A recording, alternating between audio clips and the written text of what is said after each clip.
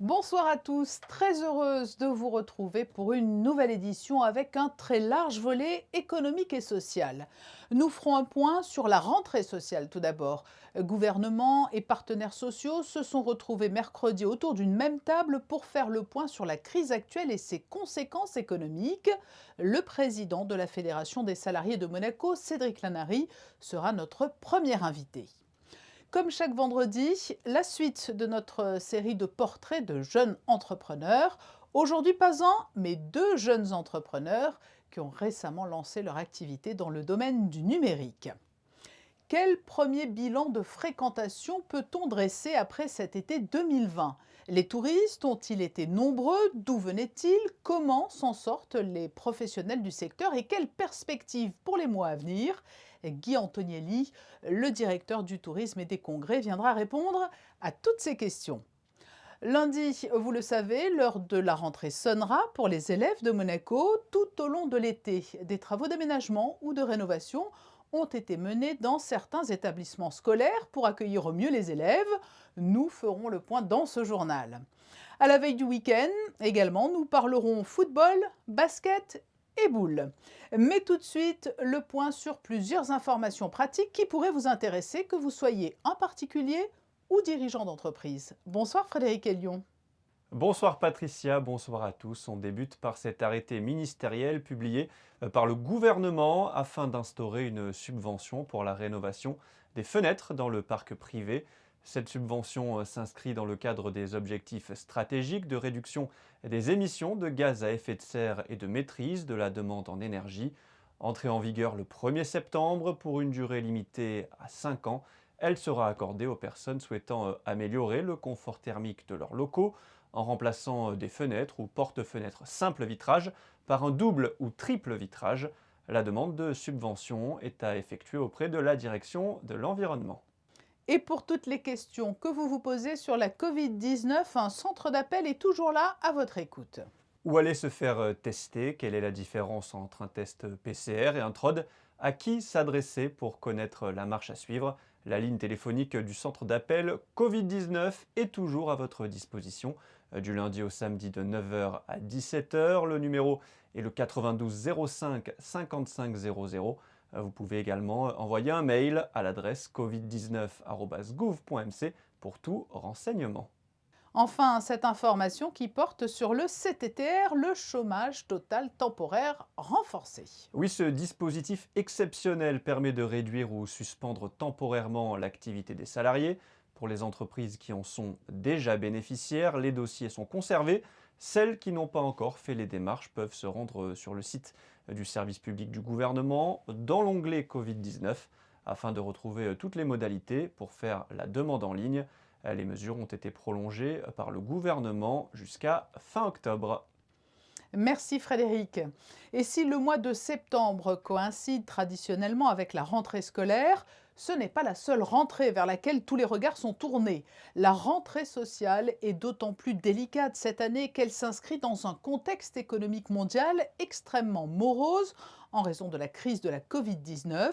Nous évoquions il y a quelques instants le CTTR. Le conseiller de gouvernement pour les affaires sociales et la santé a reçu mercredi les partenaires sociaux. Parmi eux, la Fédération des syndicats des salariés de Monaco, dont le président est avec nous ce soir. Bonsoir Cédric Lanary. Bonsoir Patricia. Dans quel état d'esprit êtes-vous pour cette rentrée qui est loin d'être insouciante ? Alors pour la Fédération des syndicats de salariés de Monaco, nous saluons tout d'abord l'initiative du gouvernement qui réunit tous les partenaires sociaux autour d'une table pour qu'ensemble nous trouvions des solutions concrètes afin de préserver un maximum les emplois et les conditions de travail des salariés. Et c'est ça qui nous intéresse. Sur quel point tout particulièrement portent aujourd'hui vos inquiétudes ? Alors aujourd'hui, le CTTR est toujours en marche, ce jusqu'à fin octobre pour l'instant. Alors à la fois nous saluons cette initiative du gouvernement, mais en même temps, on n'a pas une vision réelle de l'état de la crise. La Fédération des syndicats de salariés de Monaco a proposé d'améliorer tout ce qui était formation, dans un but éventuellement de reconversion, car nous nous rendons compte qu'il y a des secteurs d'activité qui souffrent, tels l'hôtellerie, les cafés, la restauration, pour des raisons que l'on connaît, des fermetures de frontières. Par contre, on s'est rendu compte que dans le bâtiment, il y avait des postes de libres. Alors pourquoi ne pas proposer des formations qualifiantes de reconversion pour les salariés? Il y a aussi quelque chose qui se fait en France qui s'appelle la modulation. La modulation permet de conserver son emploi, conserver son salaire, et ça c'est important. On fait un petit peu moins d'heures en ce moment parce qu'il n'y a pas beaucoup d'activités, et on les rattrapera un petit peu plus tard lorsqu'il y aura plus d'activités, sans perte de salaire, je tiens bien à le préciser. Et ça, la modulation, c'est quelque chose qui marche. Vous avez expérimenté, vous, Cédric Lanary, je crois, Oui. ce type de fonctionnement. Hein. J'ai eu une carrière française avant d'être sur Monaco, et c'est quelque chose que j'ai pratiqué moi-même. Et au-delà même du contexte économique favorisant cette solution, les salariés eux-mêmes sont demandeurs. Bien sûr, il faut que ça soit encadré. Bien sûr, il faut parler des conditions. C'est nouveau sur Monaco, etc. Bien sûr. Formation, modulation du temps de travail. Y a-t-il d'autres préconisations ? Oh oui, il faut savoir une chose, c'est qu'aujourd'hui, malgré le fait qu'il y ait encore le CTTR, la crise est déjà là, dans le sens où les taux d'occupation des hôtels et donc tout ce qui va avec, les cafés et restaurants, sont très bas. On ne profite pas en principauté à cette rentrée de tous les congrès, de tous les meetings qu'il y a habituellement. Et là, je peux vous dire qu'il y a des souffrances énormes au niveau des hôtels et des cafés et des restaurants. Parallèlement, même si on est en CTTR, il faut savoir qu'un salarié en CTTR n'est pas un salarié heureux. C'est un salarié qui soit perd un petit peu de salaire, soit n'a pas accès à faire des crédits. Parce que quand on est en CTTR, il est indiqué sur le bulletin de paye que nous sommes en CTTR. Donc à ce moment-là, qu'est-ce qui se passe quand on va avoir une société de crédit? Elle ne nous prête pas d'argent. Donc ça ne relance pas l'économie complètement. Voilà, donc il faut qu'on trouve des solutions tous ensemble. Les réunions sont faites pour ça. Est-ce qu'il y a d'autres solutions? Sans aucun doute. Cédric Lanary, on sait qu'il y a toujours rarement consensus unanime et pérenne lorsqu'il s'agit de négociations sociales portant sur le travail, les salariés, plus généralement sur l'emploi. Mais aujourd'hui, la situation internationale impose, d'après vous, une certaine forme de paix des braves ou non? Je pense qu'au-delà de toute idéologie, de tout dogmatisme, la période actuelle impose à chacun de la retenue et de la construction. On n'est pas dans un jeu traditionnel de négociation. L'urgence, là, on va se retrouver avec des salariés, beaucoup de salariés, qui vont se retrouver au chômage. Et derrière, il n'y aura pas forcément des postes tout de suite à leur reproposer pour qu'ils puissent se reconvertir sans passer éventuellement par une formation. Je pense qu'en ce moment, j'allais dire, il faut se parler, il faut apprendre à se parler. Ceux qui habituellement n'avaient pas l'habitude de parler et qui étaient fermés derrière des idées préconçues, à mon avis, ça sera une erreur de maintenir cette position-là. Nous, à la Fédération des syndicats de salariés de Monaco, on est pour cette table ronde. On sera bien sûr présent à la prochaine réunion et on trouve que c'est une très très bonne chose. Sans trahir de secret, que s'est-il dit lors de cette réunion entre gouvernement et partenaires sociaux mercredi? Monsieur le conseiller ministre nous a fait un point sanitaire. Où est-ce qu'on en est exactement? Où est-ce qu'en sont les pays qui nous entourent? Et puis ensuite, on a parlé réellement là de l'état économique. Chacun a pu s'exprimer sur le constat qu'il faisait de son côté, aussi bien la FEDEM que la SBM, que le bâtiment, que l'hôtel café, que les restaurants, et puis le commerce aussi qui souffre. N'oublions pas que le télétravail ne favorise pas le commerce en principauté. Nous, pour la Fédération des syndicats de salariés de Monaco, ce qui nous intéresse, c'est le maintien de l'emploi, le moins de chômage possible pour les salariés, le reclassement en priorité pour les salariés qui malheureusement se feraient licencier après avoir passé 5, 10, 15 ans, 20 ans en principauté, on se fait licencier, c'est très dur. Et on aimerait que salariés-là puissent en priorité retrouver du travail sur Monaco et rester sur la principauté qu'ils aiment d'ailleurs. Cédric Lanary, merci d'avoir répondu à nos questions en toute franchise. Merci. Merci. Chaque semaine, nous vous présentons le portrait d'un jeune entrepreneur à qui tout réussit. Aujourd'hui, ce n'est pas un, mais deux jeunes entrepreneurs que nous avons choisi de mettre en lumière. Victor de Villers et Michel Bounic sont à la tête de MV Digital, fondée en 2016 à Monaco, une jeune société qui accompagne les entreprises dans leur stratégie digitale. Christine Datomel les a rencontrés. Ça va englober finalement plusieurs catégories d'activités, notamment la création de sites internet, la création d'applications mobiles, tout ce qui va être référencement sur les moteurs de recherche, tout ce qui va être aussi des campagnes d'emailing. Un gros pôle aujourd'hui également, ce sont la gestion des réseaux sociaux, aussi appelé community management, donc que l'on traite en interne. Et également, donc on propose un système de campagne, aussi bien emailing ainsi que SMS interactif. Donc nous sommes un petit peu les seuls à proposer cela. Voilà, l'idée c'est de proposer toujours à nos clients des solutions innovantes et bien sûr performantes voilà, dans leur stratégie digitale. Quelle est la demande de la clientèle ? C'est justement très varié, c'est pour ça que donc on a un large panel de services. Ça va aussi bien de l'intervention sur du site internet, aussi bien à la conception d'un nouveau site internet, aussi bien une campagne SMS interactive, une campagne d'emailing. On vient vraiment assister les services marketing des TPE-PME qui ne peuvent pas forcément tout gérer en interne. Et là, notre rôle, c'est dans cet assistanat et cet accompagnement dans ces services-là. On avait tout type de clients. On travaille essentiellement dans le secteur automobile. On travaille avec des grands groupes comme Volkswagen, le groupe BMW, Mini Cooper.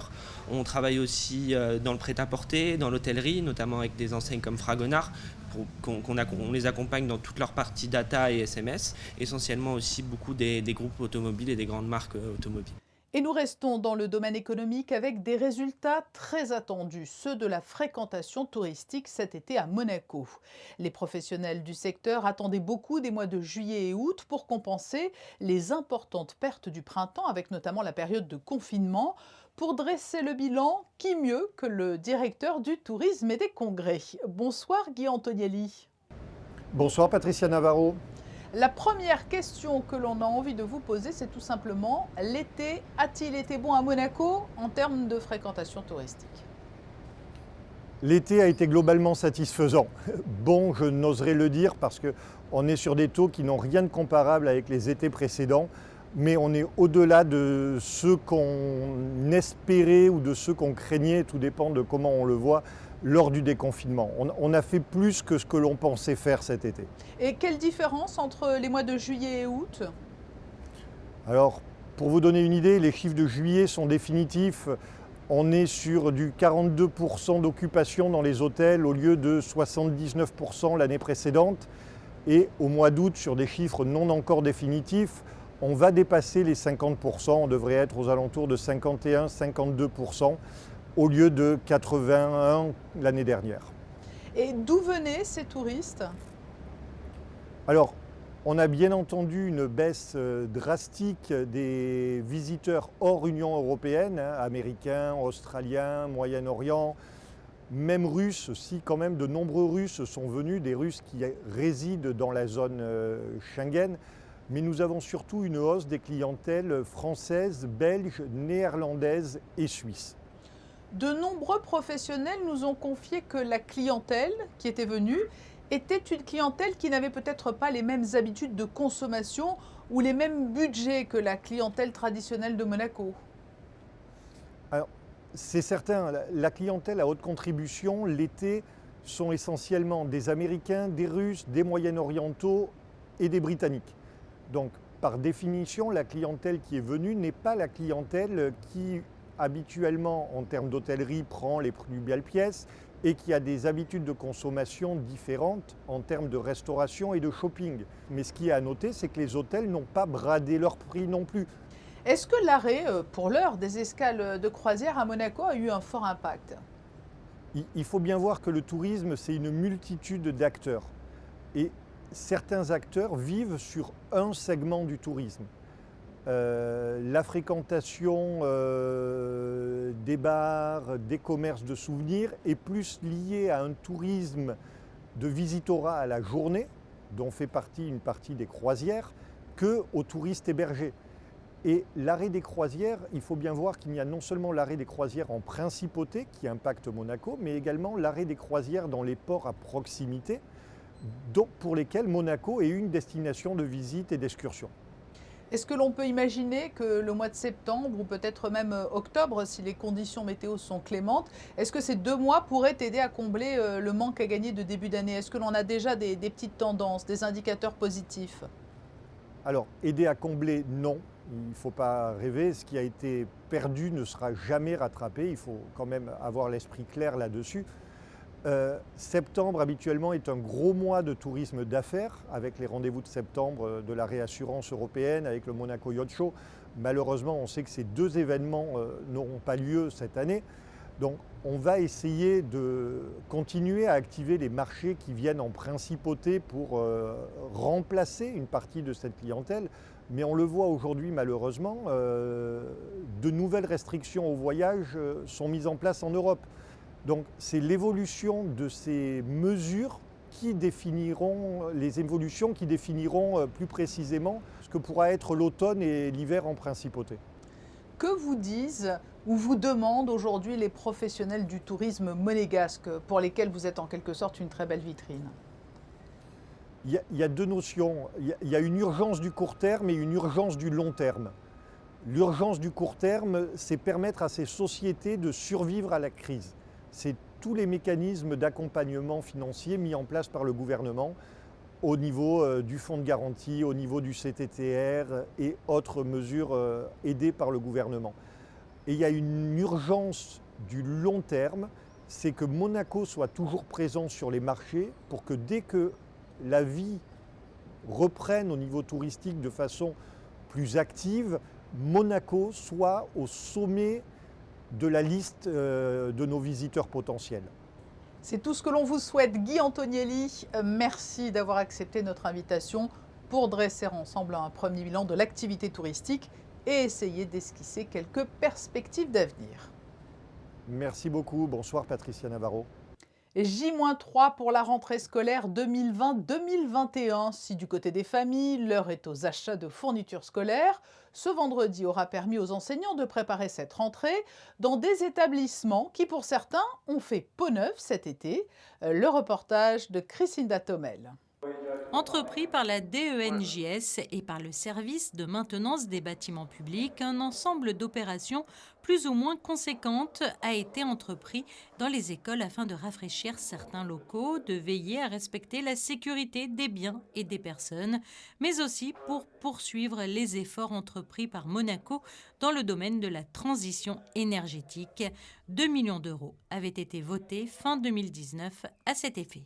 Ici, à l'école Saint-Charles, donc le revêtement de l'ensemble des cours de récréation a été rénové. À l'école des Révoirs, des travaux conséquents ont été réalisés sur tout le 4e étage où nous avons rénové l'ensemble des 5 salles de cours, les dégagements, les circulations. On s'est occupé sur le sol, mur et plafond. Au niveau de l'école de Fontvieille, des travaux conséquents ont été réalisés. Nous avons poursuivi des travaux amorcés en 2019 pour changer toutes les canalisations d'eau chaude et d'eau glacée de cette école qui est raccordée sur le réseau de chauffage de Fontvieille. Et également, nous avons installé sur la toiture des panneaux photovoltaïques qui permettra à cet établissement d'être en autoconsommation aux alentours de 20% de la consommation habituelle de l'établissement. Des travaux de peinture, de menuiserie, d'éclairage et des mises aux normes des détections incendies ont également été entrepris dans différents établissements. Des travaux réalisés par des entreprises rigoureusement sélectionnées en amont, certaines écoles comme le lycée Albert Ier ou FANB étant de très anciennes institutions. Il convient donc d'en prendre soin. En cette veille de week-end, nous allons maintenant faire un point infosport avec du football pour commencer, Frédéric. Effectivement, le conseil d'administration de la Ligue de football professionnel a exprimé sa volonté de modifier le protocole Covid-19 actuellement en vigueur en Ligue 1. Le système actuel stipule qu'un match est reporté s'il y a 4 cas positifs dans un même club sur 8 jours glissants. La Ligue veut désormais que les clubs établissent une liste de 30 joueurs et que le match soit maintenu tant que 20 membres de l'effectif sont négatifs. Ce chiffre pourrait être amené à évoluer en fonction de la crise sanitaire. Affaire à suivre, Patricia. Nous passons au basket. Le tournoi de Fos-sur-Mer est annulé. Oui, la Roca Team devait participer à ce tournoi amical dans les Bouches-du-Rhône avec 2 rencontres prévues, aujourd'hui face à Dijon et demain, samedi, contre Fos-sur-Mer. Mais un membre du groupe professionnel dijonnais a été testé positif à la Covid-19. La JDA ne fait donc pas le déplacement et le tournoi est annulé. Après sa victoire contre Antibes mardi, Monaco disputera son prochain match amical le 12 septembre à Munich contre le Bayern. Nous terminons ce point sport avec une compétition ce week-end pour les amateurs de sport boule. Oui, la Fédération monégasque de boules organise ce week-end le 2e Ducasse Challenge au boulodrome Régnier 3 de l'espace Saint-Antoine. Une compétition qui réunit les meilleures équipes françaises féminines en doublette. Le tournoi est limité à 76 équipes et débutera samedi matin à 9h. La finale aura lieu dimanche à 16h. Et nous passons aux prévisions météo. Quelle est la tendance pour ce début de week-end ? L'été se prolonge, Patricia, avec une journée de samedi très ensoleillée, aucun nuage à l'horizon, un grand soleil, peu de vent et des températures agréables. 20 degrés le matin, 27 l'après-midi, un temps idéal pour aller se baigner, l'eau sera d'ailleurs à 25. Le soleil se lèvera à 6h57 pour se coucher à 20h. Samedi 5 septembre, nous fêterons les Raïssa et les Bertins. Merci Frédéric. Et pour refermer ce journal, nous allons prendre le large avec des photographies de Manuel Vitali et de superbes bateaux. Bernard d'Alessandri, le directeur du Yacht Club de Monaco, sera notre invité demain pour nous expliquer comment, malgré la crise et malgré l'annulation de la plupart des salons dans la région, Monaco conforte un peu plus son image de capitale du yachting. Rendez-vous demain à 19h. Une très belle soirée à tous.